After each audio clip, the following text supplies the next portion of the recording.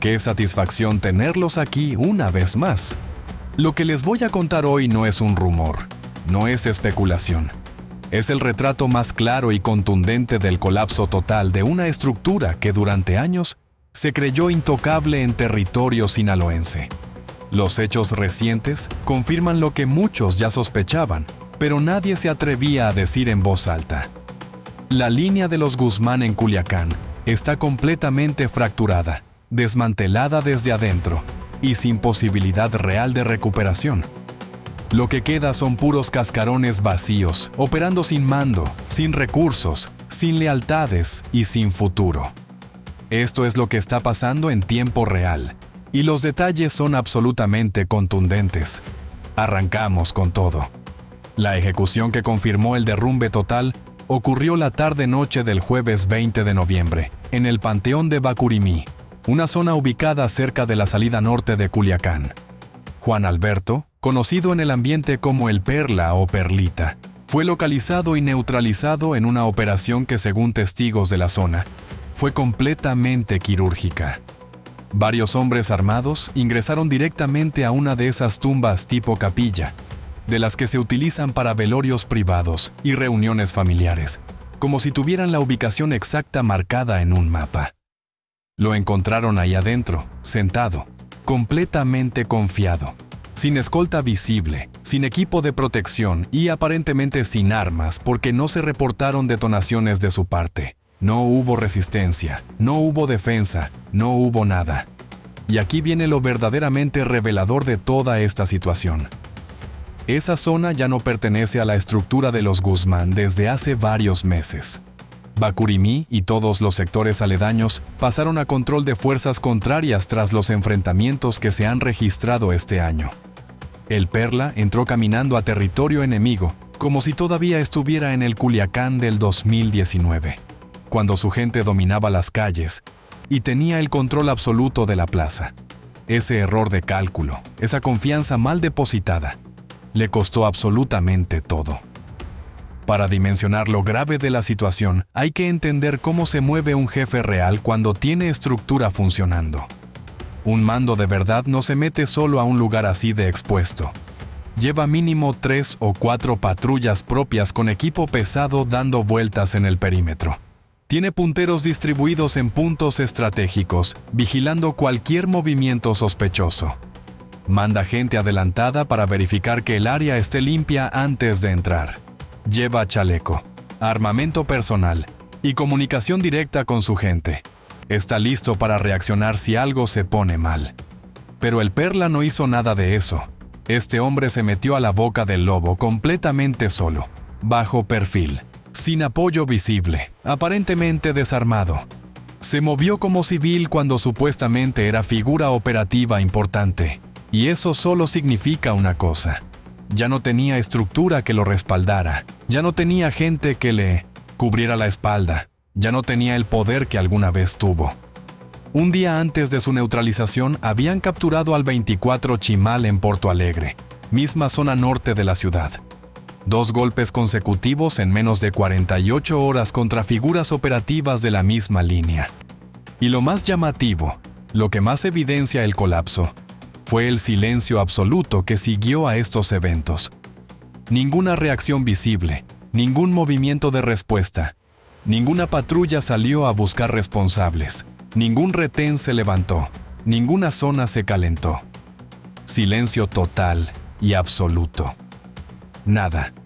Analicemos con detalle quién era realmente el Perla para entender la magnitud real de este golpe a la estructura. Durante años este hombre fungió como secretario de zona de José Ángel Canovio, conocido en el ambiente como el Helerito. Estaba directamente encargado de coordinar los puntos de distribución en varios sectores clave del área metropolitana de Culiacán. Su trabajo consistía en mover logística, recursos, equipo y personal entre diferentes células operativas. No era un simple mensajero ni un operador de bajo rango. Era alguien con acceso a información sensible y línea directa hacia los mandos superiores. Su nombre también se vinculaba directamente con Kevin Alonso Gil, conocido como el 200, otro jefe de confianza que fue detenido este mismo año. con esa captura importante. Muchas de las responsabilidades operativas cayeron sobre los hombros del Perla. El hombre venía asumiendo cada vez más funciones y mantenía comunicación directa con el 300, Karim Hill, hermano del 200, y supuestamente con gente de la cúpula más alta. Por eso su neutralización no fue cualquier evento menor. Fue un golpe directo y certero al corazón de lo poco que quedaba funcionando de la estructura local. Pero hay algo que exhibe todavía más la situación real y desesperada en la que se encontraban. En radiofrecuencias filtradas hace algunas semanas, la voz del propio Perla quedó grabada pidiendo apoyo de manera urgente, reconociendo públicamente ante sus compañeros que no había estructura funcional, que necesitaban armamento con urgencia, que la situación los estaba dejando en completa vergüenza frente a todos. Las palabras que usó fueron absolutamente contundentes y reveladoras. Hablaba de que tenía días batallando con la situación, de que necesitaban organizarse de manera urgente, de que los contrarios los estaban avergonzando constantemente. Reconocía que no eran tantas piezas del otro lado, pero que aún así los estaban superando. Pedía que le bajaran recursos, que necesitaban equipo para poder responder. El tono era de desesperación real, aunque tratara de mantener la compostura de mando. Y el resultado de esas transmisiones desesperadas ya lo conocemos todos. El apoyo prometido nunca llegó, ni a él ni a nadie de su célula. Los refuerzos que pedía se quedaron en promesas vacías. El equipo que solicitaba nunca apareció, y al final quedó completamente solo, abandonado por la misma estructura que supuestamente representaba. Esas mismas grabaciones de radio revelan con claridad el estado real y deplorable de la operación en Culiacán. Junto al Perla, se escuchaba al famoso Teo Muletas pidiendo refuerzos que nunca aparecieron, quejándose de que la situación estaba cada vez peor. También se escuchaba al Pajoso lamentándose amargamente de que nadie contestaba el radio cuando solicitaba respaldo urgente. En sus propias palabras mencionaba que fueron hasta el Rosal, hasta el Cañón, recorriendo zonas buscando apoyo de su propia gente, y encontraron a todos dormidos, inactivos, sin responder. El Pajoso decía con frustración evidente que nadie contestó el radio, que habló a todos los frecuencias y ni uno solo respondió, que algunos que supuestamente estaban pendientes nunca avisaron al comandante de patrulla cuando hubo movimiento enemigo. Cero coordinación, cero respuesta, cero estructura funcional. El Pajoso terminó siendo capturado por fuerzas contrarias sin poder oponer resistencia real. Ni siquiera pudo defender su propia zona de operación. Cuando lo agarraron, la única frecuencia que escuchó fue la del silencio absoluto de los suyos. También estaba en esas comunicaciones el Chuyito, que en los audios parecía el más organizado y metódico de todos, preguntando constantemente por brechas disponibles, rutas alternas seguras, tratando de coordinar movimientos tácticos hacia Pinol y el Rosal. Hablaba de meter gente de vuelta y vuelta vigilando caminos, de tender posibles emboscadas en puntos estratégicos, de usar caminos de terracería alternativos para evitar ser detectados. Mencionaba poner un puentecito aquí, una patrullita allá, coordinarse para cualquier contingencia. Todo sonaba muy calculado y profesional en teoría. La realidad en el terreno fue completamente diferente. Lo neutralizaron en Cedros junto con toda su gente.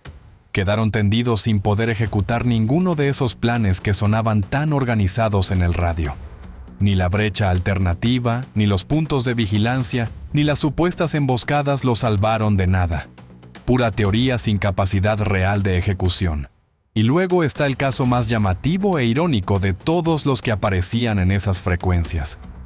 El que más gritaba y más promesas hacía, el que juraba que cuando llegara al frente los contrarios iban a saber qué onda.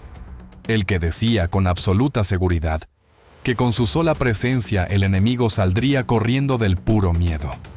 El famoso Teo. ¿Dónde está este personaje tan valiente según sus propias palabras? Escondido, completamente desaparecido, sin dar la cara en ningún momento. El que más hablaba de guerra total, el que más prometía resultados contundentes, Es precisamente el que más tiempo lleva sin aparecer en ningún lado. Y ojo, no está detenido en algún penal ni recluido en ningún módulo de seguridad. Está encerrado por decisión, completamente propia, paralizado por el miedo real, porque al menos los otros compañeros sí salieron a dar la cara, aunque terminaron mal. Este sigue metido sin asomar la cabeza para nada. Y aquí viene una teoría que está circulando con mucha fuerza en los corrillos de Culiacán y que cada vez gana más credibilidad. Muchos están volteando a ver al Teo con franca sospecha y desconfianza. Analicen la secuencia de eventos. Un día después de que capturan al 24 Chimal en Porto Alegre, neutralizan al Perla en Bacurimí, en una operación perfectamente ejecutada. Y el Teo, ni sus luces por ningún lado. Ni aparece ni responde, ni da señales de vida. Silencio total y sospechoso. La pregunta que se están haciendo varios conocedores de la situación es muy directa y lógica. ¿Y si el mismo Teo entregó la ubicación exacta del Perla para limpiar su propio camino, para quitarse un rival interno, o simplemente para ganar puntos con el lado contrario y negociar su propia supervivencia? La teoría no es descabellada para nada si conoces cómo funciona este ambiente. En este mundo las traiciones oportunas son moneda corriente y herramienta de supervivencia. Ya le dicen al Teo con cierta ironía el mata amigos en algunos círculos precisamente por situaciones similares del pasado. Y lo que sí es completamente seguro es que el Perla no entró a ese panteón por pura casualidad o mala suerte. Alguien sabía con precisión exacta dónde iba a estar, a qué hora llegaría y con quién se iba a reunir. Alguien filtró esa información de manera deliberada. Lo que estamos presenciando en Culiacán ya no es simplemente guerra contra enemigos externos o disputa territorial convencional. Es descomposición interna acelerada, autodestrucción sistemática de una estructura que se está comiendo a sí misma. Los operadores que quedan activos ya no se están cuidando principalmente del contrario. Se están cuidando con más recelo del que tienen sentado al lado, del supuesto compañero de célula. Existían diferencias viejas y profundas entre el Perla y otros mandos locales de la misma estructura. Problemas acumulados de puntos de distribución, cobros pendientes, lealtades fracturadas, pequeñas traiciones que fueron creciendo con el tiempo. Con el desorden operativo actual, nadie tuvo capacidad ni autoridad para poner orden real, y cada quien empezó a jalar para su propio lado, a cuidar sus propios intereses por encima del supuesto proyecto colectivo. Revisemos ahora el panorama territorial completo, porque los hechos en el terreno hablan completamente solos, y no dejan espacio para interpretaciones optimistas. El sector Lázaro Cárdenas, zona que durante muchos años fue bastión indiscutible de esta estructura y punto clave de operaciones, ya cambió completamente de mano. El control territorial pasó a fuerzas contrarias de manera definitiva, y no fue mediante negociación ni acuerdo. Fue porque simplemente no hubo defensa real. Lo abandonaron, cobardemente sin que nadie diera la cara ni opusiera resistencia. Uno de los últimos operadores que supuestamente sostenía esa zona era Leonerito Valdés, conocido como el LB. Este hombre tenía rango reconocido y supuesto respaldo de los mandos superiores. ¿Qué pasó con él? Lo replegaron primero al sector norte cuando la situación se complicó. Posteriormente fue capturado por autoridades. Estuvo varios días hospitalizado en condición delicada. Y según reportes, incluso intentaron neutralizarlo mientras estaba internado. Hoy se encuentra encerrado en un módulo especial de protección dentro del sistema penitenciario. Esas dos palabras lo dicen absolutamente todo sobre la situación actual. Protección. Un supuesto jefe operativo, alguien que debería tener poder y estructura, terminó pidiendo resguardo del propio Estado porque su gente ya no puede cuidarlo ni tiene interés en hacerlo. Eso es el retrato perfecto del colapso. Ese patrón deprimente se repite prácticamente en cada sector que antes controlaban con puño firme en Culiacán. Ninguna zona está activa con presencia operativa real y constante. Nadie sale a reclamar territorios perdidos. Nadie sostiene posiciones de manera efectiva. Nadie da la cara cuando hay que darla. Lo que queda son puros fantasmas que solo aparecen en grupos de mensajería instantánea, mandando saluditos grabados como si eso representara control territorial real. Los listados de mandos están repletos de nombres que ya no pisan la calle, que no se atreven a moverse libremente, que viven escondidos. Y los muy pocos que sí andan todavía activos en el terreno, se mueven constantemente de ranchería en ranchería, de escondite en escondite, sin recursos suficientes, sin mando claro que los coordine y sin lealtades que los respalden cuando las cosas se ponen difíciles. Y lo más revelador y humillante de toda esta situación es lo que sucede cuando cualquier grupo contrario decide hacer presencia. Llegan con sus convoys, patrullan libremente las calles que antes eran territorio enemigo. Se graban tranquilamente frente a las letras de bienvenida de los pueblos. Se estacionan donde quieren el tiempo que quieren. Y absolutamente nadie sale a responder porque no hay con quien hacerlo. No hay estructura que reaccione. Eso no sucedía antes bajo ninguna circunstancia. Cuando caía alguien de este nivel operativo, se activaba inmediatamente toda la maquinaria de respuesta. Movían refuerzos de manera urgente, se calentaban todas las zonas aledañas, se levantaban retenes y bloqueos, separaban ciudades completas si era necesario para mandar el mensaje de que había consecuencias. Hoy, después de cada golpe, no levantan ni el polvo del camino. Silencio absoluto. Los que quedan de la estructura están metidos en sus casas rezando literalmente que no los ubiquen, que no los delaten, que no les toque a ellos. Otros más pragmáticos andan activamente buscando cómo acomodarse con los nuevos que vienen subiendo, tratando de negociar su supervivencia. Algunos más ilusos siguen esperando instrucciones y refuerzos de una línea de mando, que en la realidad ya no existe ni va a existir. Esa cadena de mando se rompió hace muchos meses, y cada captura nueva, cada neutralización que se registra lo confirma con más fuerza y evidencia. La narrativa del reagrupamiento estratégico que siguen repitiendo ya no convence absolutamente a nadie que conozca la situación real. Llevan meses enteros diciendo que se están replegando tácticamente, que se están reorganizando para volver con más fuerza, que ya viene el gran contraataque que va a cambiar todo. Puro discurso vacío diseñado para disfrazar derrotas consecutivas y mantener la moral de los pocos que quedan. La verdad es mucho más simple y dura. Si realmente tuvieran capacidad operativa de respuesta, ya lo habrían demostrado hace mucho tiempo. Pero no pueden hacerlo porque no queda estructura funcional. No hay recursos suficientes, no hay coordinación efectiva, no hay mando que articule acciones, no hay lealtades firmes.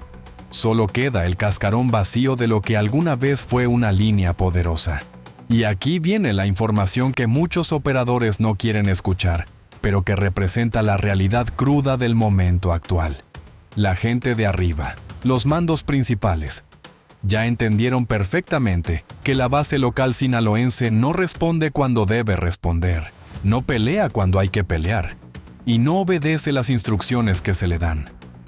Y por eso tomaron una decisión pragmática. Los están reemplazando sistemáticamente. ¿Con quién los están sustituyendo? Con refuerzos traídos de otras plazas, con operadores externos que no tienen los vicios ni las lealtades fragmentadas de la gente local, con elementos que no cuestionan órdenes, que no respingan cuando se les pide algo, que ejecutan lo que se les indica sin pedir explicaciones ni recursos adicionales. Gente que simplemente hace el trabajo sin el drama constante. La plebada local de Culiacán ya se convirtió en un problema mayor que en una solución para los intereses de arriba. Se esconden cobardemente cuando hay que salir a dar la cara. Pierden zonas importantes sin presentar pelea real. Queman constantemente el nombre y la reputación de la estructura con sus errores. Y todavía tienen el descaro de seguir pidiendo recursos y parque como si fueran elementos indispensables e irreemplazables. La realidad es que ya no lo son para nada. El mensaje para cualquiera que siga creyendo ilusamente que hay futuro prometedor en esa base local es completamente directo y sin adornos. No son socios de ningún proyecto, son piezas completamente desechables que van a reemplazar sin ningún remordimiento en cuanto representen el más mínimo estorbo. El día que se conviertan en un problema o en un riesgo, solo existen dos destinos posibles esperándolos. Los entregan al enemigo o a las autoridades para ganar puntos, o simplemente los dejan completamente solos cuando más necesiten respaldo. Así exactamente le pasó al Perla, al Pajoso, al Chullito y a decenas más que creyeron ingenuamente que existía respaldo real y sólido detrás de los saludos cordiales por radio. Lo que viene en los próximos meses no es recuperación territorial ni reagrupamiento glorioso. Es limpieza interna sistemática y despiadada. Van a caer todos los que estorben el nuevo orden, los que sepan demasiada información comprometedora, los que representen cualquier tipo de riesgo para los intereses superiores. Y esta limpieza no va a ser solamente contra enemigos externos declarados. Va a ser quirúrgica, rápida y eficiente, contra los propios elementos que ya no sirven. El panorama actual en Culiacán refleja con absoluta claridad un reacomodo total y definitivo del poder territorial en la región. Las fuerzas que durante muchos años dominaron la plaza con puño de hierro ya no tienen presencia operativa real ni capacidad de proyección. Los sectores que controlaban cambiaron de mano uno por uno de manera sistemática. Las capturas y neutralizaciones se acumulan semana tras semana sin que haya respuesta visible. Y el silencio sepulcral que sigue a cada golpe confirma de manera inequívoca que no existe capacidad alguna de respuesta. Esto que les cuento no es percepción subjetiva ni rumor de pasillo. Es el retrato fielmente documentado de una estructura que se autodestruyó desde adentro, traicionada por sus propios mandos que buscaron salvarse individualmente, abandonada por sus jefes superiores que ya no creen en ella, y completamente rebasada en el terreno por fuerzas que supieron aprovechar cada debilidad. El capítulo histórico de los Guzmán en Culiacán está llegando definitivamente a su final, y los hechos recientes no dejan absolutamente ningún lugar a interpretaciones alternativas, ni esperanzas infundadas. Esto fue todo por hoy. Nos vemos en el próximo capítulo donde seguiremos trayendo información directa y verificada sobre lo que está sucediendo en las diferentes plazas del país. Cuídense mucho y gracias por estar aquí.